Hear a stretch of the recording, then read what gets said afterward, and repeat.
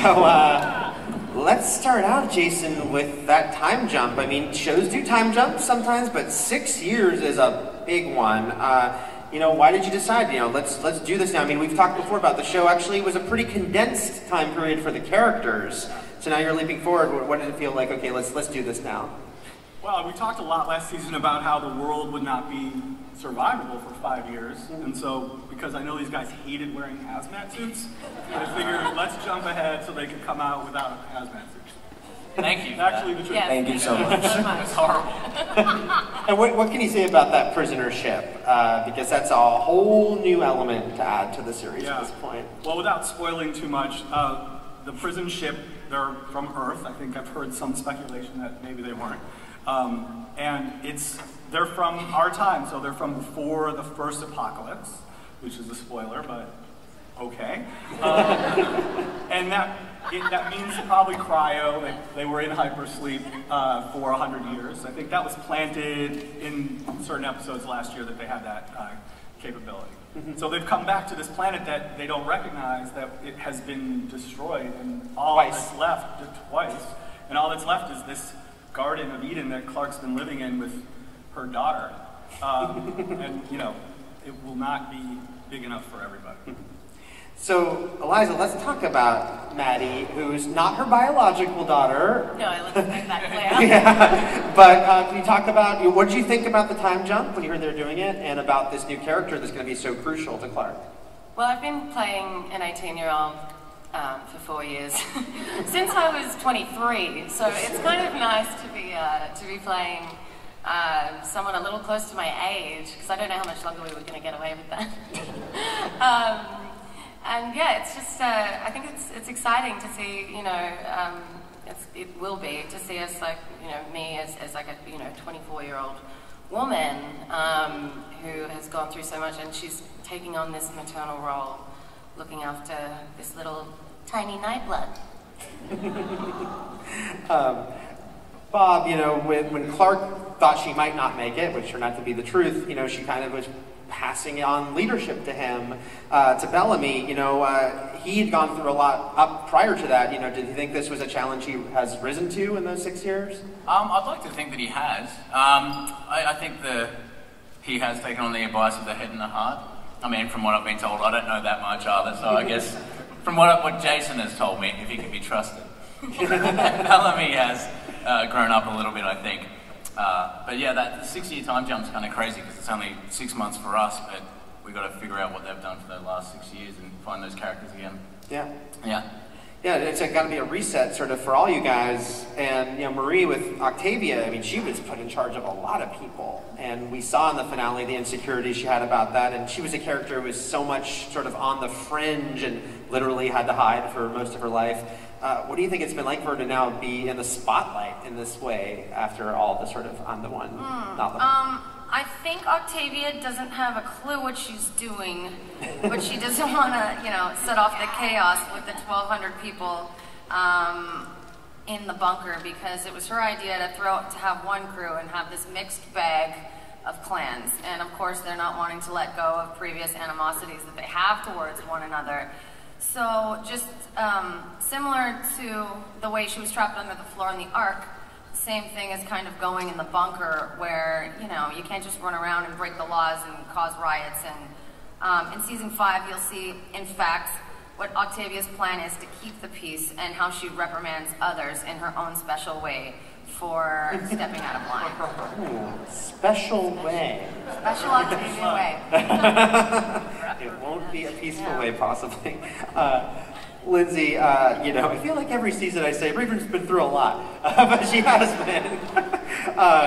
You know, but now, I mean, we saw in that finale, you know, how essential she was just getting them, saving them, getting off the planet. Do you think that in this situation they've been in all these years that she sort of thrived? I mean, I would feel, it's a small group up there, but she would be a very key member of that group. Duh, Eric. You know, Raven is so special because she is so smart, and she, you know, is a key ingredient, I feel, in the 100 mix and for their survival. But I think also, you know, though Raven's so smart, you know, her heart weighs on her a lot. the only reason why everyone is in space is because of Raven. Raven's like, well, I'm gonna kill myself. No, not like that. She was just like, more like, can someone come pick me up because I want to go to the bunker? And her friends are like, yeah, of course, I'll be there in 10 minutes. And oops, we're stuck now. What do we do? So I think Raven feels a lot of responsibility for everyone's well-being to be saved, and that's why, you know, her taking them to space in the finale was so important for her. And now in space, it's a lot for her to make sure that everyone's survivable and that we can hopefully get back down to the Earth once it's habitable again. Mm-hmm. And Richard, you kind of like Octavia. You were Murphy was an outsider character for a long time. That started to change a lot last season. He was sort of making amends with Raven, right in the yeah, come on. And then we saw him and Monty sort of try to work some stuff out. You know, do you think that? That's why you sat me beside them. Okay. This is really convenient. I feel like that's a character that will especially be fascinating to see after those 6 years, because now he was with these people. Do you think that he might be really changed from all this?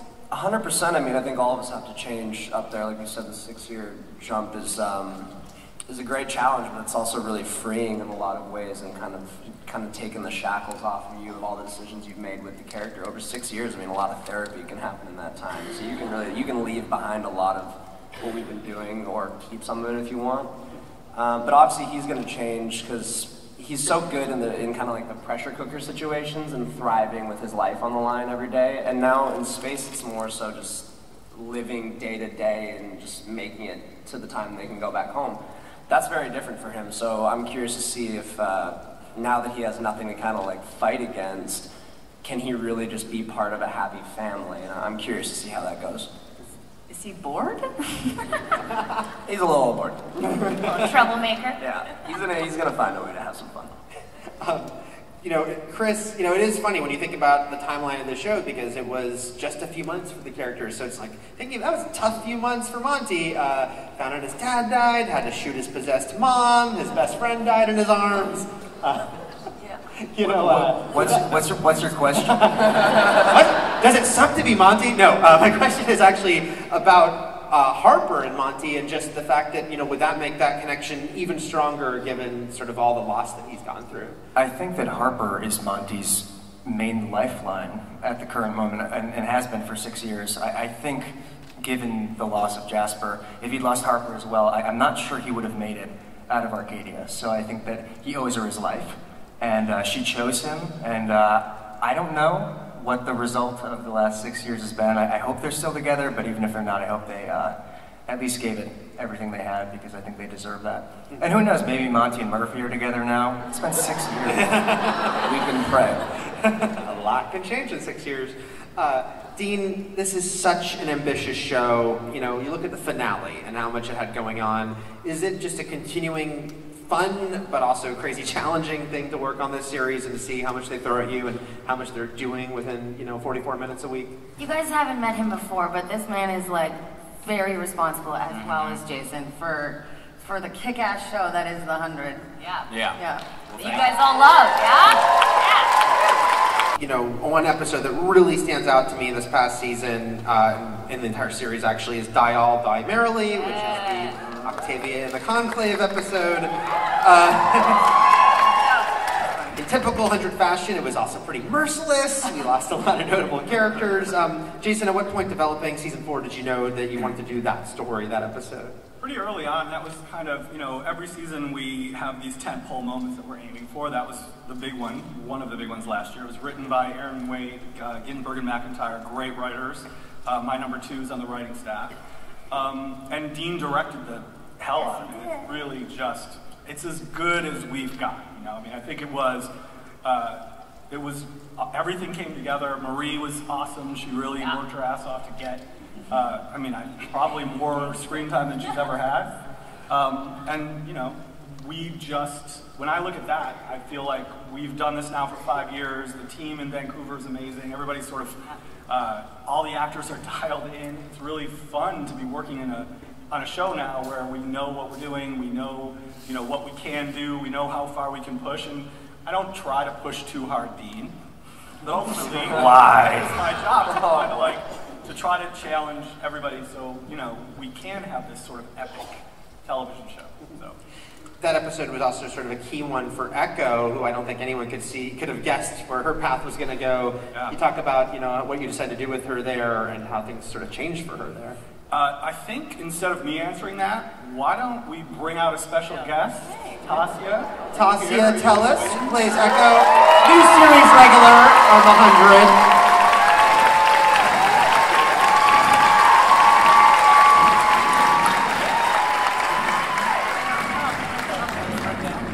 Hello there, Tasya. Hello there. So yeah, let's. Yeah, I was saying, I don't know if you heard it because you guys were cheering, and Tasya is now a series regular on the show. Echo, the girl in the cage in season 2. A lot has changed of what we think of her, what we know about her. What's it been like for you to kind of track her this entire way and see where she's gone? Hello. It's been amazing. Every time we got a script, I was always nervous to explore more into Echo and give life to that character, because she was always a character that I felt really strongly about. She was sassy, she was cool. I loved it when she spat in Bellamy's face when they first met. Yeah, I loved it. That was so good. And we had to practice that one a few times. What did Echo eat for breakfast? That was years ago. I don't remember. That's a meet cute. You got one too. Octavia got one too this year. I got the biggest loogie ever in the face from you. Wow. Yeah. Who will spit in Bellamy's face in season 5? Stay tuned. But yeah, it's been incredible.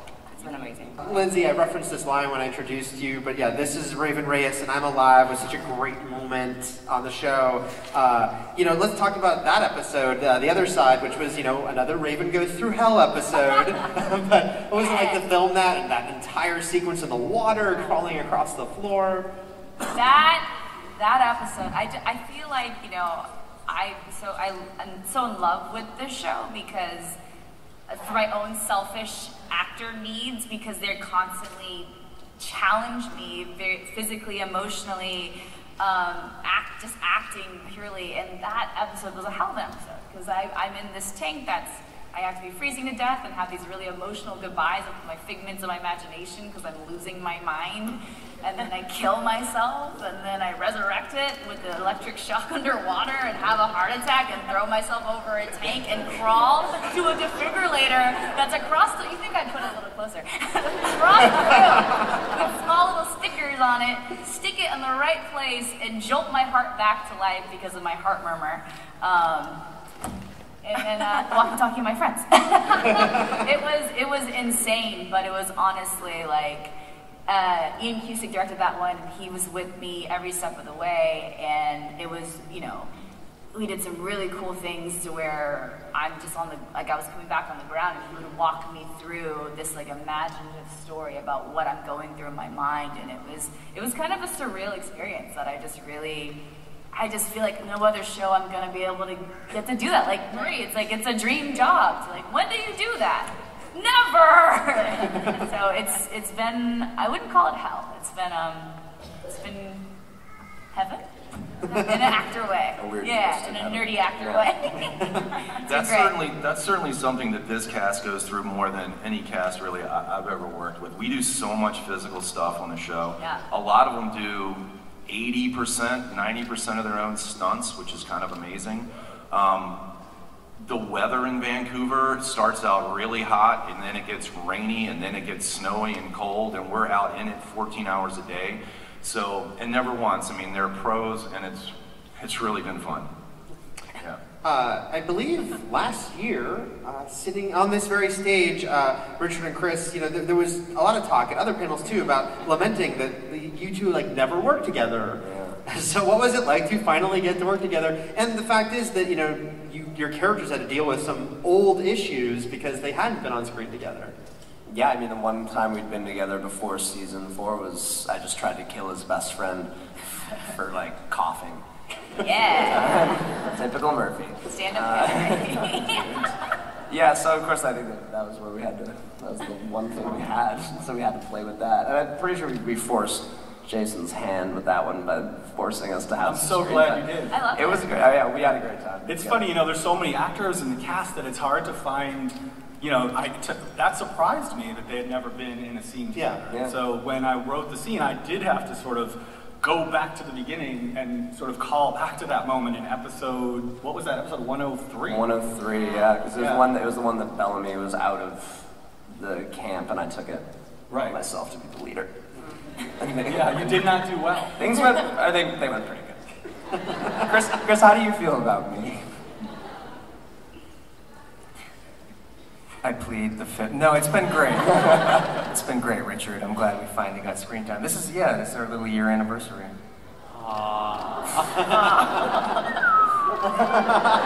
Okay. Season 5 preview. The 100, it's a soap opera. Different network. You get bored in space. Tasia, can you talk about, because Echo, these people do not have a lot of reasons to trust Echo. Clearly, it was a very tense situation, even her joining them. So, I don't know how much you know about what it's going to be like, the 6-year jump, but are you excited to see how things have developed? Because that's so much time that it's just been this small group of people spending together. Yeah, I actually think about that a lot, like who should become friends with. I was thinking, would she become friends with Louisa? Or would she become friends with, I was thinking she'd be close to Raven for some reason. Yeah. Because I feel like these two girls are girls that get things done. They're very resourceful. I just see those two becoming friends and having alliances, whereas Monty, they'd be friends. 6 years is a long time. We'll see Yeah, we'll see people where get it goes. together, break up, get back together. Break up. Break up. Not so casual. Get together. That's the thing. Jason, I don't ask the shipping questions. Okay. That's not my deal. But 6 years, You just should. a few people on a rocket. On the Most of ship. them went in as couples. 3 of them were not part of a couple. How might things have changed? Like I said, people break up, people get back together, people fool around. I mean, they do have 6 years of time to kill, and there's not a lot to do on a space station. So Get bored in space. that's the end of my comment about All that. right. Yeah. Lonely in space. It does get lonely. Raven's really lonely. Oh. Raven's so lonely. And then I have to ask, I asked you this when I spoke to you when the season ended, but, whether it be the bunker or the rocket, is there a baby that's going to be showing up? I know you wouldn't say who it would be from. Oh, I've never thought about that. Well, no. But Clark has one, sort of. She didn't have to get pregnant, but she has a baby. As a child, she has a bond that's that important. We're going to go to audience questions in a few minutes, but I had some questions from Twitter I'm going to ask. Randy Fox asked, is everyone going to undergo a change in appearance to emphasize the 6-year jump, like how Clark cut her hair and colored part of it? Will there be some eye patches, some robo legs? It's actually Cheers. fun because usually we're picking right back up where we left off, except for I think the one season where we found Clark killing panthers and trees.